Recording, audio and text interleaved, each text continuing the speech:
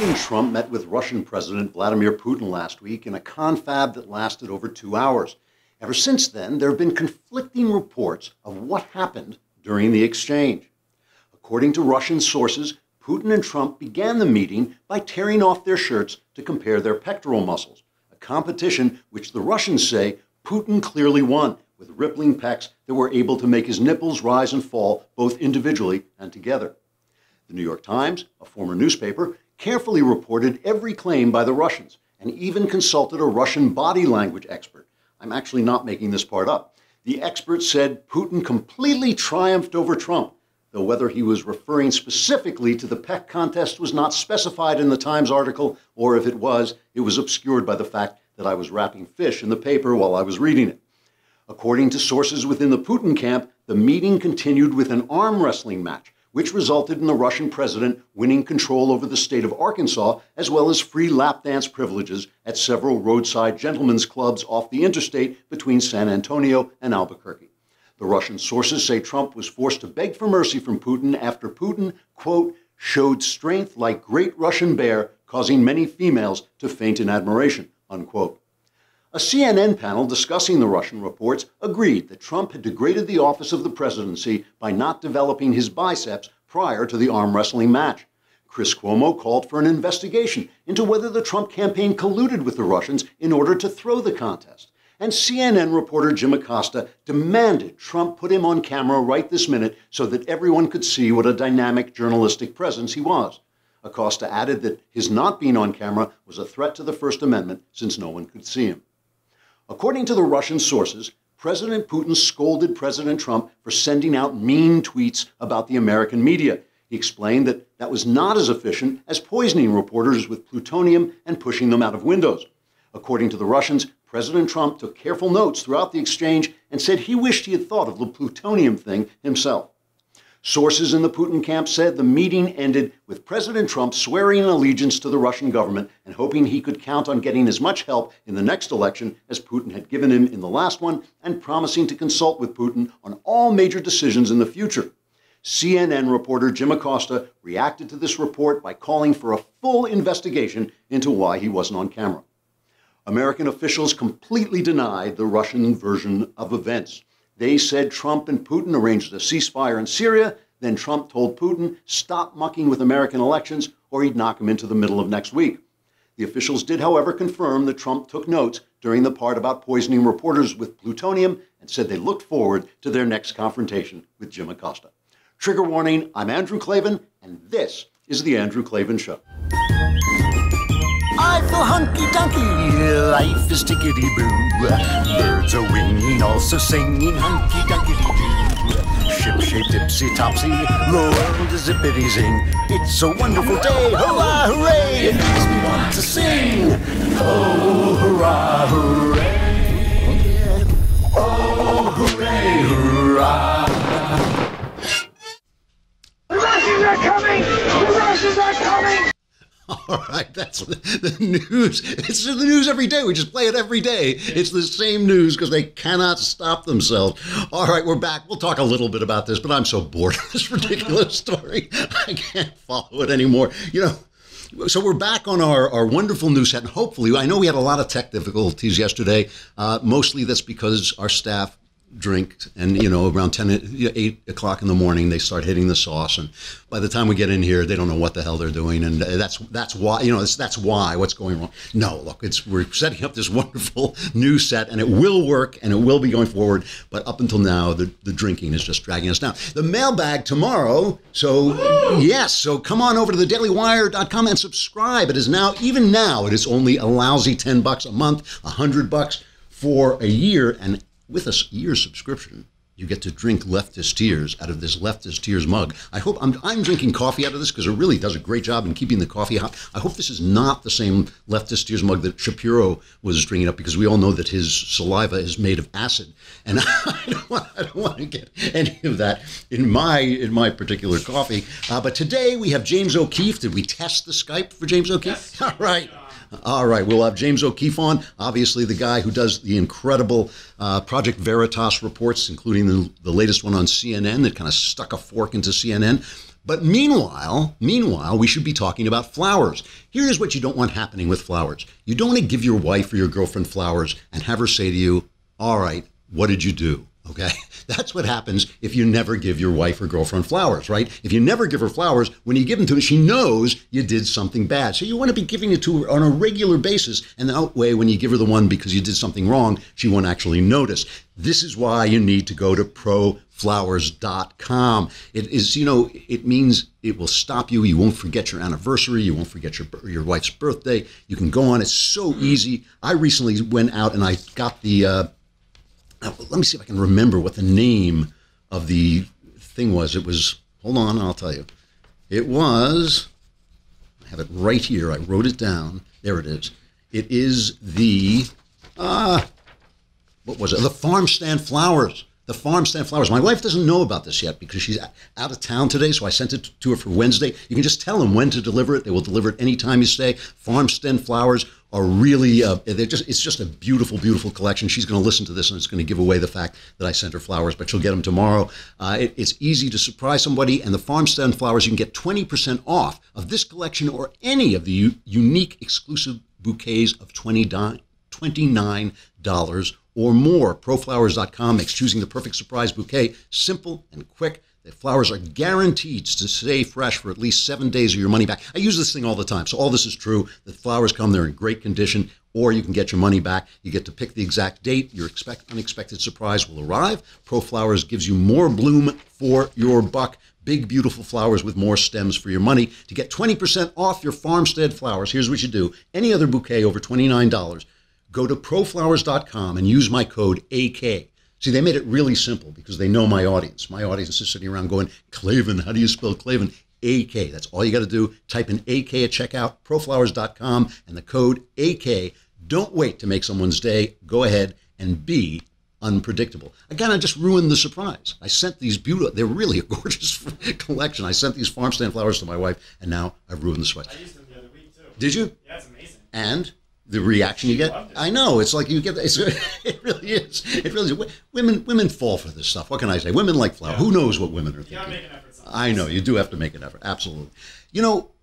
I want to tell a brief story. Maybe it's not so brief, but I'll tell it anyway. In my memoir, The Great Good Thing, I talk about, I've said this on the air before. I've lived two lives, and one of life from the age of my birth to the age of 28, I was out of my mind. I was miserable. I was twisted. I was unhappy. And then really miraculously, I turned that around.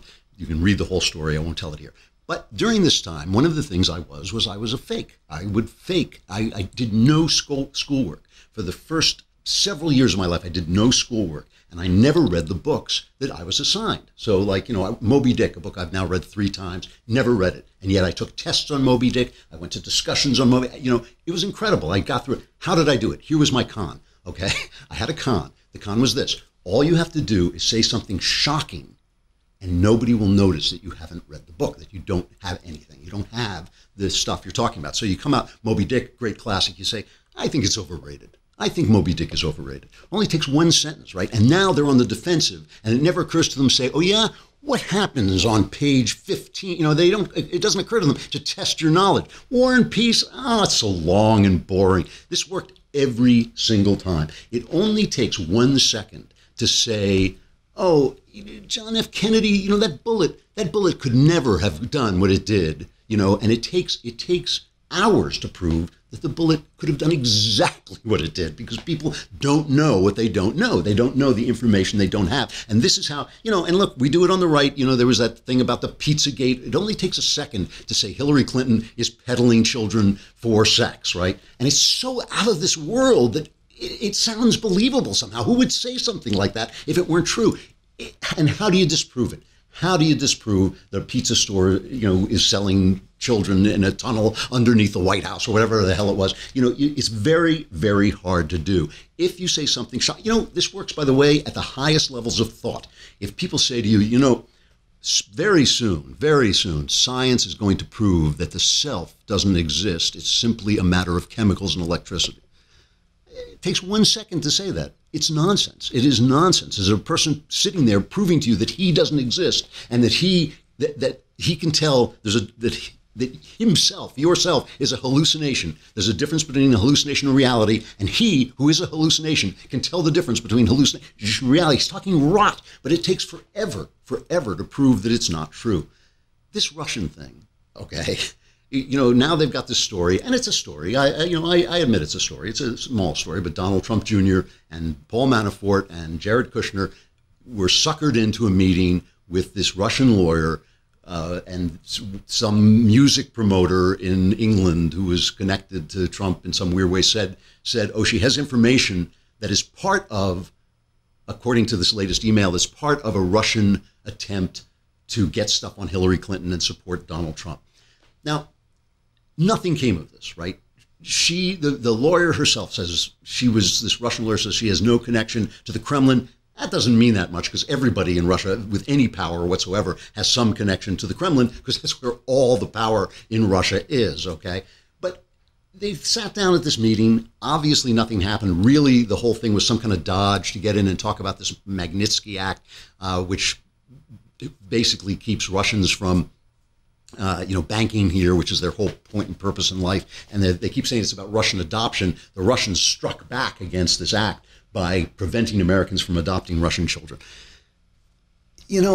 Fine, whatever. They had a meeting. It didn't mean anything. 6 weeks from now, I promise you are not going to care about this anymore because the summer will be over and then real news will start happening again and they'll stop running this stuff. They only run this stuff. They only time this stuff because they knew Trump had a successful trip and they're bringing it out now. I'm sure they've sat on it until now. And it's not like it's nothing, but this idea that, oh, now we have the smoking gun. Let me ask you this. If the Trump campaign were colluding with Russia, why would Donald Trump Jr. care about an email saying they had information from the Russian government? If they were colluding with them, they'd already have the information. They would already have the information. Clearly, they just got suckered into this nothing meeting, and they look a little Three Stooges. Probably the Trump campaign. Look, these guys weren't politicians. I'm not letting them off the hook, And does it break the law? This country is so overregulated that you can't brush your teeth without breaking a federal law. But it's highly questionable whether they broke the law. The law says a campaign can't receive money or anything of value from a foreign national. So was this something of value? Obviously, they received nothing of value. Usually those laws are meant to say Russia can't funnel campaign, France, anybody can't funnel money through this campaign. But to me, this news, the thing that I want to go back and talk about, and this will lead in to James O'Keefe, who we're going to stay on Facebook and YouTube so you can watch O'Keefe. I think he's an important figure right at this moment, and I think he has a chance also, he should have a chance to defend himself basically against what the left is saying about him. But to me, the incredible thing that has been coming out over this last week is the difference, who the left is. In Hamburg, you had these riots, the left burning the city to the ground, leaving people, they're destroying their work, their shops, injuring people, hurting cops. Bill de Blasio, the mayor of New York, leaves his city while there is a vigil for this murdered policewoman, right? This woman who's sitting, she's a mother of three, she's sitting in a car in a gang-infested area, and somebody just walks in and blows her away. And Bill de Blasio is joining the fight. He's joining the resistance in Hamburg. And this mayor is about to get reelected. He's going to get reelected. There's nobody to oppose him. There are no Republicans left in New York. A police officer yesterday, I don't think we have his name. I don't think he gave his name. A police officer went on a rant, and he posted it online. Take a listen to this, because this is the voice of a guy who has dedicated his life to keeping you safe, to keeping the bad guys from hurting you, no matter what color you are. He doesn't care what color you are. He just cares who are the sheep and who are the wolves. He is out to corral the wolves. That's his job, and he's watching this go on, and here's part of his reaction. The one thing I want to know is, have we got him? Where the hell are all the celebrities now? Where's all the sports teams wearing NYPD stuff? Where's the hands up, don't shoot people? Where are you right now?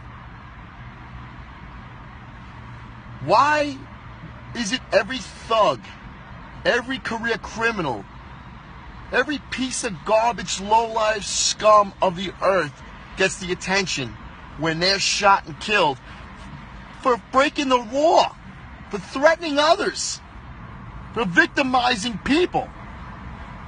When they're shot and killed by the police, they become heroes. Their families become millionaires. You got a New York City police officer, mother of three, out there, sitting in a gang-infested precinct, sitting there in a high-visibility post to deter crime. She's just sitting in a vehicle. And this coward walks up and shoots her right in the head. That's a victim. Of course, these morons will swing it that this guy was a misunderstood youth victim of the system, and he was angry at the police. And others will say it's the police's job. The risks are there. They know the risks, so they get killed and they get killed. That's a person that chose that job to make a difference.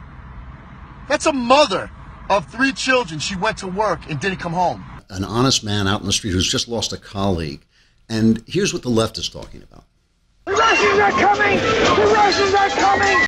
So President Trump, in keeping with this, right, in the same theme here, President Trump goes and makes a speech in Poland where he talks about Western civilization and whether Western civilization has the will to survive. And the people are waving American flags and they're chanting his name and they're cheering for him.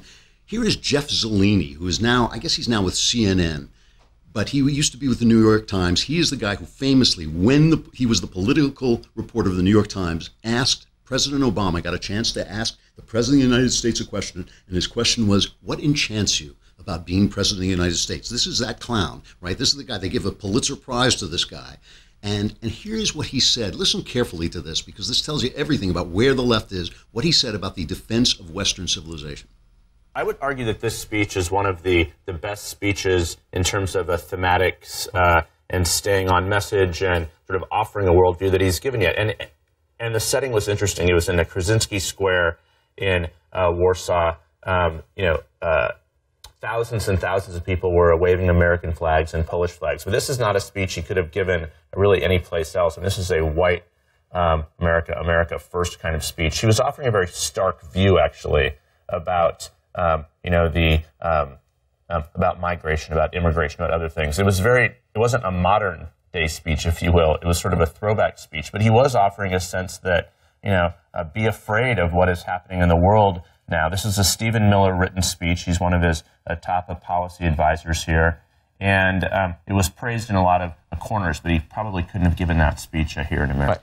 So it wasn't a modern day speech. It was a throwback speech, which implies that Jeff Zeleny knows where the future is going and what is in the past. He knows that the past was one thing and the future will be another thing. And this is the oldest socialist lie of all. The communists in Russia and the Soviet Union were justified in persecuting people and killing people en masse because they knew where the future was going and these people were in the way. That was their justification, that history would justify them because history worked in a scientific way. If you want to see the comic version of that, watch the Coen brothers' Hail Caesar, where the communists call themselves the future and they're constantly they're trying to convince this stupid actor played by George Clooney, oddly enough, that they know the future and that the future works in a very specific way. So that's the first assumption. The second assumption was he couldn't have made this speech in America because here in America, we're living in the modern world. What he means that he couldn't have made this speech in the offices of CNN. Could he have made the speech defending Western civilization in your neighborhood? Could he have made it in your theater? All these people who showed up for Donald Trump's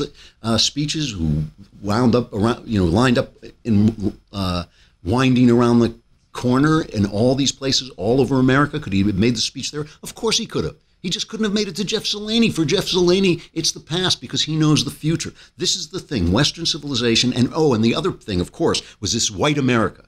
America first, white America. He slipped that in there.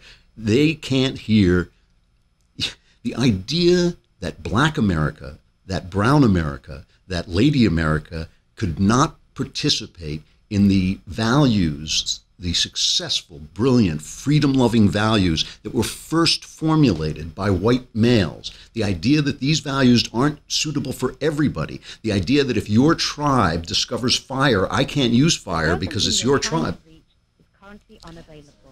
because it's your tribe, and I don't want to step outside of my tribe and use your lousy fire, so I'm going to live in the darkness. This is the madness of the left. And meanwhile, we had Linda Sarsour, you remember, calling for jihad against Donald Trump, and the left, the same left, who thinks that Western civilization is a code word for whiteness, same left.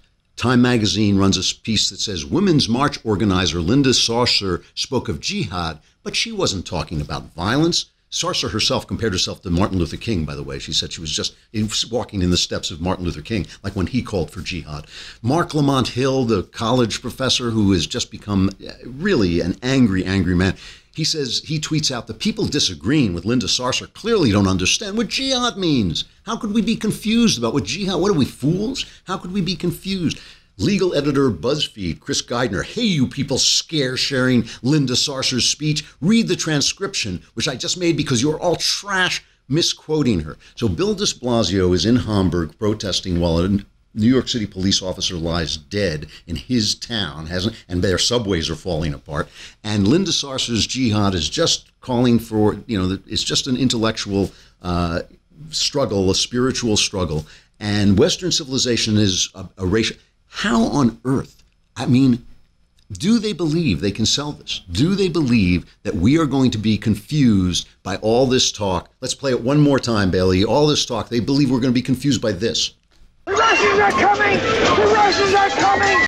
That's it. Pay no attention to the trashing of Western civilization. Pay no attention to the celebration of jihad. Pay no attention to the riots in Hamburg while a police officer dies in the mayor's city. Pay no attention. The Russians are coming. The Russians are coming. And, this is the benefit of owning the culture. This is the benefit of owning the news.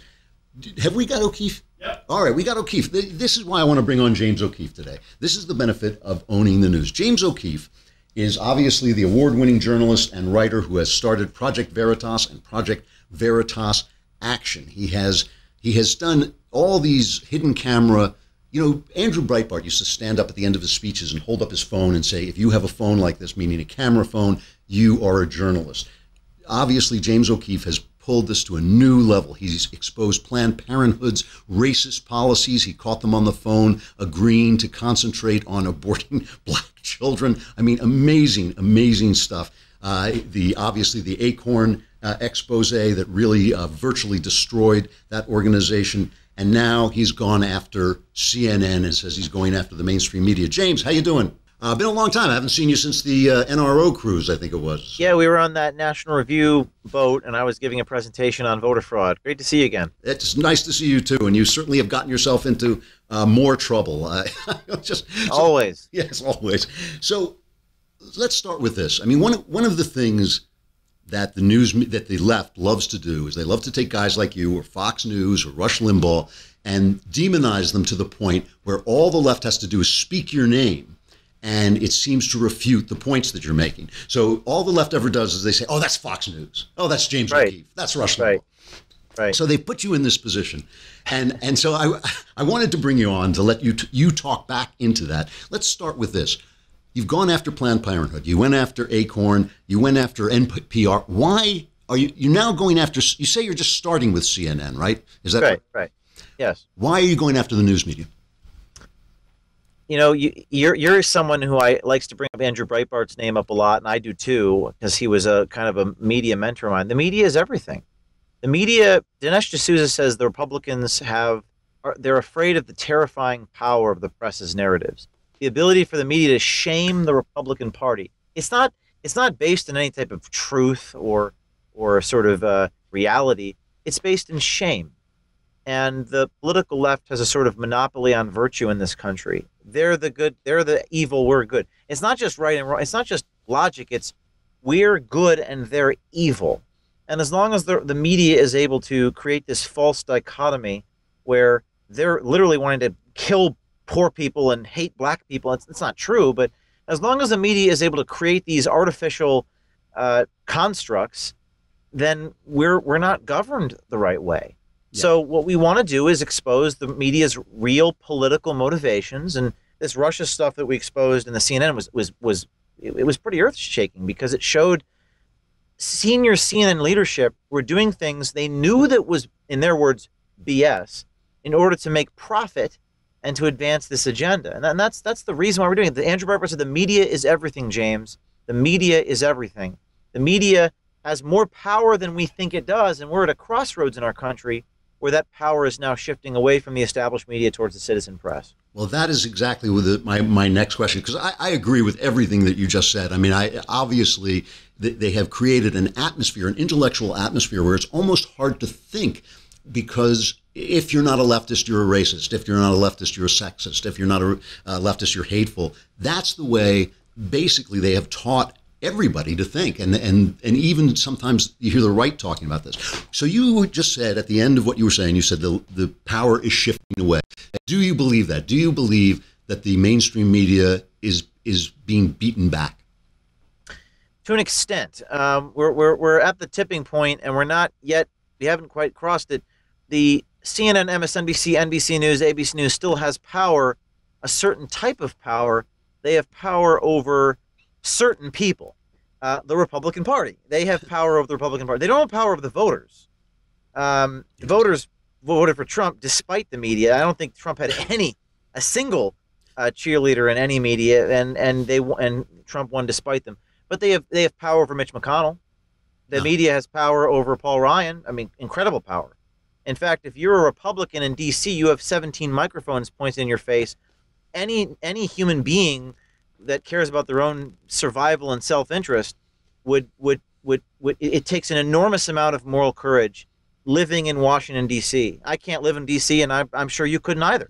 To live in that environment and be pummeled by this gaggle every day of people who, why do you hate black people? Why do you want Susie to die and take away her wheelchair? You can't do it. So the media has certain types of power, and you're seeing this shift, this incredible thing that's happening, where the voters are becoming even more disenfranchised. They have no one to speak for them. The New York Times is, I said on Twitter today, will go down with this ship. They will go down with the Russia story, even if it's fake. They're so invested in it that if they were, Dinesh D'Souza said again, he said, only one person is going to be victorious, the media or Trump. It's one or the other. It's a fight to the finish. Yes. They're so invested in this Russia crap that they will do anything, even if it means inventing a new Nixon and manufacturing the crime. They'll do anything to win. So you're seeing a lot of things happen right now. So what does Veritas do? My organization, we are exposing the media with hidden cameras, and CNN is only part one. That's what I wanted to ask you again. I mean, CNN is great because it has this aura of being the kind of the news station, the cable news station, even though not anymore. Yeah. Yeah, that was kind of nasty of you to do that to them. But of course the big fish are the Times, CBS, NBC, ABC. I mean, the people don't realize that the networks have 10 times the viewers of cable stations. I don't want to give anything away, but are you going to move on to these bigger fish? Yes. I'll just say that. Okay. All right. Yes. We already have footage on our hard drives secured in multiple locations. So if anything were to happen to me, it'd come out. People always say, well, do you save the footage someplace other than what, I say, yes, the footage exists securely and we already have it. And I would say you're going to see stuff come out certainly in the fall, maybe sooner. We do undercover work. So the moment we release a tape, it burns the person on the inside. There, yeah. So we can release a tape now, but it would prevent our journalists from getting even more. The Bonifield tape you saw with CNN, some of that material was got literally 5 days before we released it. That was a 5-month investigation. So undercover work is tricky because you always have to sort of pull the plug, and sometimes it's more of an art than a science. Now the other thing, I mean, I noticed after you did that powerful Acorn expose, the New York Times basically buried that story. They wouldn't cover it. And finally they did. But then you got arrested during one of your escapades, and they put your mugshot above the fold on the front page. And I remember saying, I was at PJTV at the time, and I remember saying, if the thing that he does isn't a big story, why is his arrest a big story? That doesn't actually make any sense. So they had put in a lot of effort into demonizing you. And of course, the big thing that they always say is the tape is edited. This is heavily edited tape. And So answer that, because I see Oh, even on my Twitter feed where people are sympathetic, I hear people say, "Well, he does edit his tapes." Well, that's the greatest lie. It's a deceit of epic proportions. This is no longer fake news. It's now a contamination. It's twisted. Roger Simon wrote a great piece here. It's more amazing than I could write, and he writes that all videos are basically unfairly edited, as Sergei Eisenstein and the early Soviet directors demonstrated. It's the nature of the medium. Some things get left in, and some things get left out. But of course, if you look at the actual aesthetics of it, what we show is true. We don't take anything out of context. The word "edit" is an obfuscation. I mean, the New York Times edits their articles. You don't get to see the anonymous sources. You don't get to hear the intonation of the source talk to the reporter. You don't get to. They paint a portrait with adjectives and words. What Veritas does is show you the videotape. It's inherently real. It's more real than any other type of journalism. And what I've discovered in doing this is this whole Veritas isn't just exposing corruption and fraud and deceit. We're exposing the whole matrix. We're exposing the greatest lie, the lie that, for example, teachers unions care about children. And then we got the teachers union president say, we hate children, it's all about the money. They cannot accept the reality that we deliver. So the instinct of any organization or individual is survival. So they call me names, I'm a criminal, I'm this, I'm that. But when it comes to the editing thing, all journalism is edited. The difference is, Andrew, we leave in what they omit. we show the things they don't want you to show. So really, it's not so much that we edit.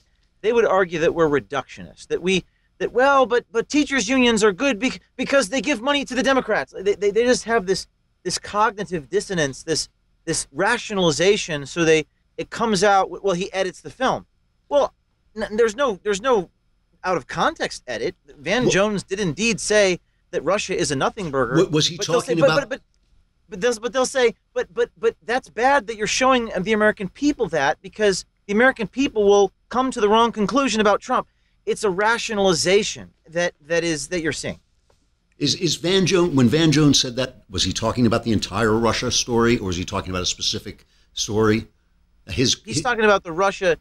He says, well, this is the hidden camera. We approach Van Jones. This is the big story, one of the big stories on CNN. Right. And he goes, oh, Russia's just a nothing burger. There's nothing you can do about that. Right. And that's a little open to interpretation. What does he mean? He was explaining himself awkwardly on Anderson Cooper the other night, and it was really hilarious to watch.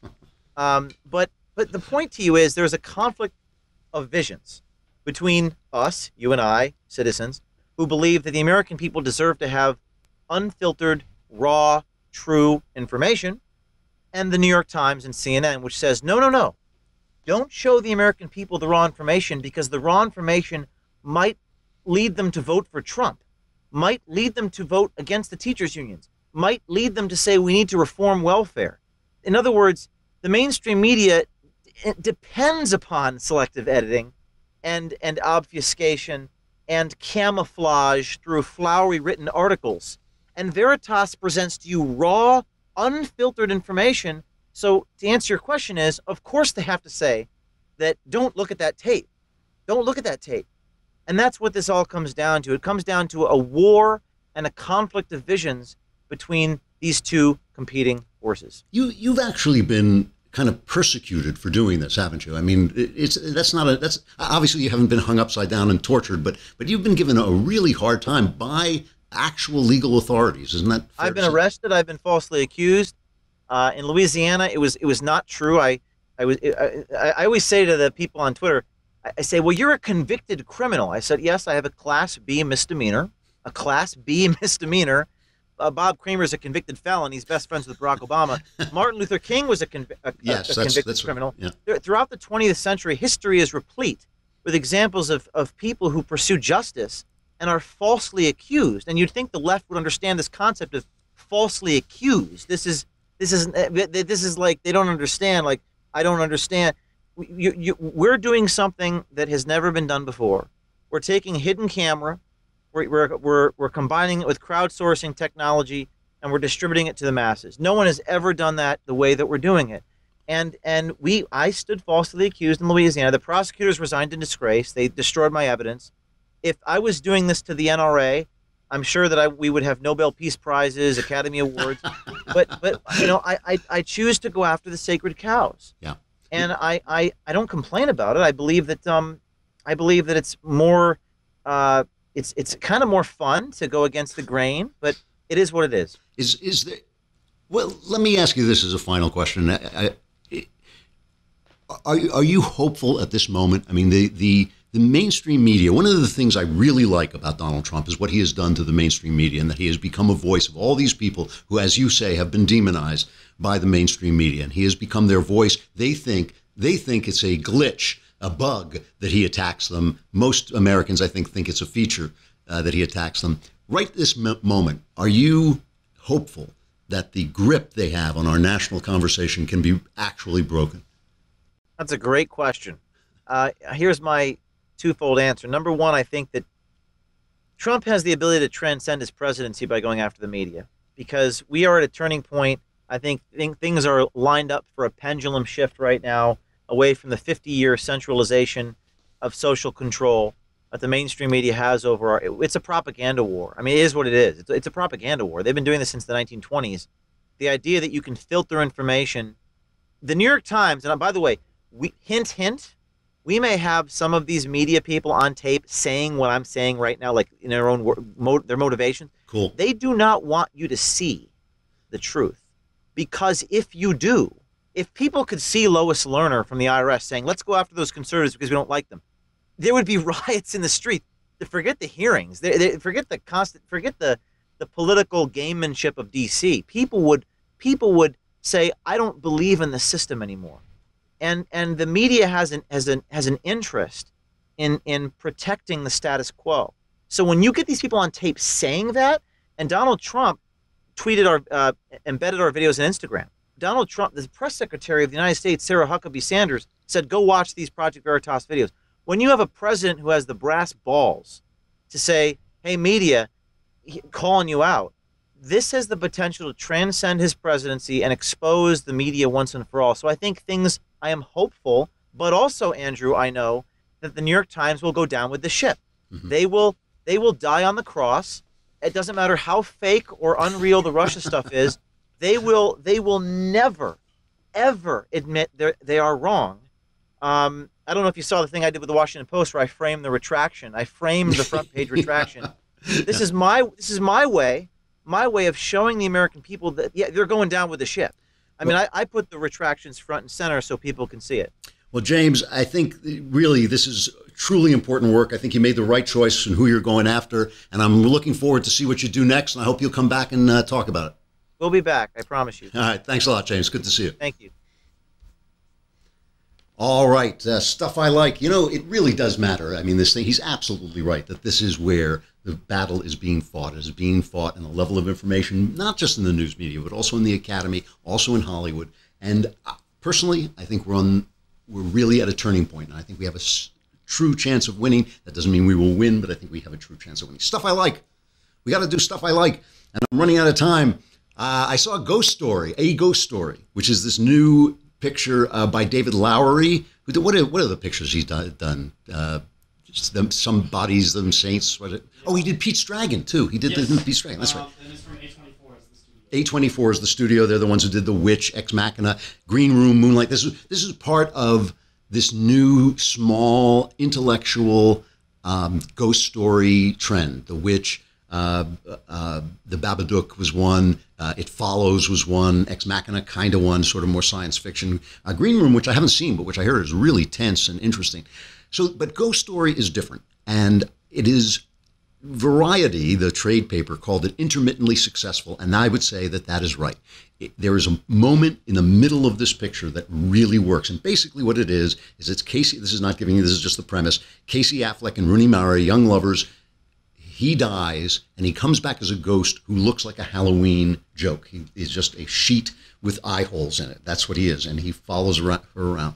And it is a story about loss, about the meaning of life, about whether or not, has one spectacular scene with Will Oldham, who's a musician, gives a speech about how no matter how we try to be remembered, the meaninglessness, the nihilistic meaninglessness of life outstrips all our efforts. But while he's saying that, the ghost is watching him, which kind of throws the whole speech into doubt, you know, and so it's got some really, really interesting stuff in it.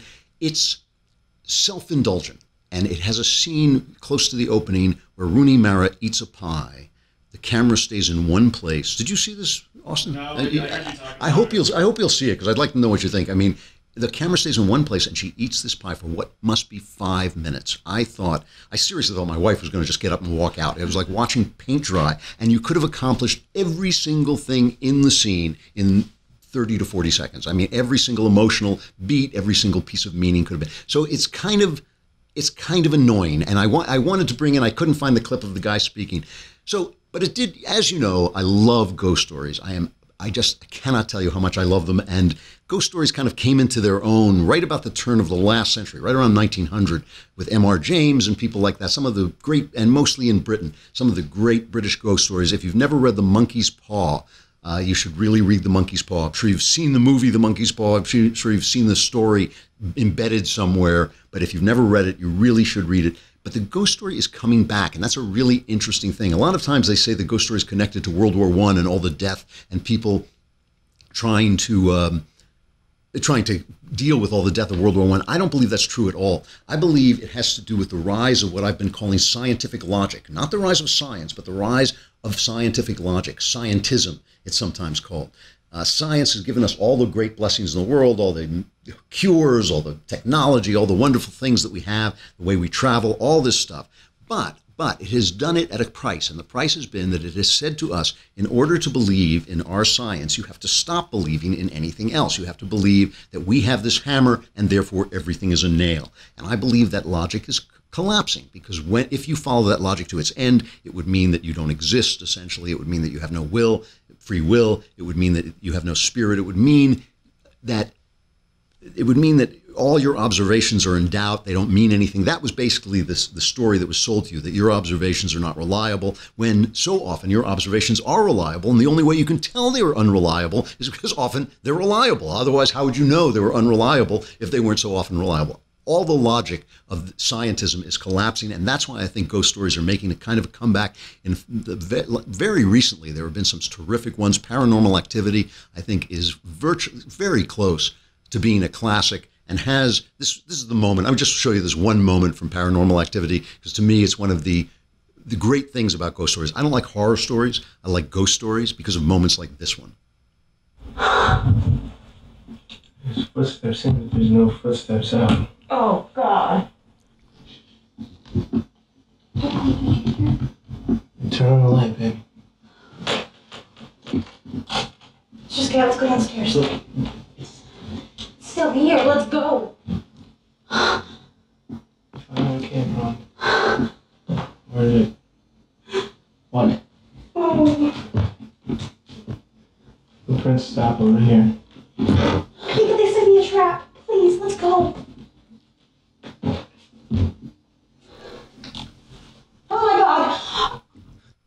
So what I love about this is that one line. They've laid out powder because this invisible creature keeps visiting them, and he says there's footsteps in, but there's no footsteps out. I mean, that to me is how a ghost story works. And she says, oh my God, that's all you need. That's all you need. There are footsteps in, the footsteps out, and when you first watch that movie, a chill goes up your spine when he says this. I know we're going a little long, but I kept James on because he was really interesting. Let me just play this one scene from The Ring, another of my very favorite ghost story movies that has come out recently. This is the opening sequence. It's based on a Japanese novel and then a Japanese film, but the actual American film with Naomi Watts is the best version of it that I read. I read the book. I saw the Japanese film. This is the best version of it. And so there's two teenage girls watching television and bored out of their minds. Here it is. You can pick something, I don't care. Any idea how many electro rays are traveling through our head every second? I got a better one.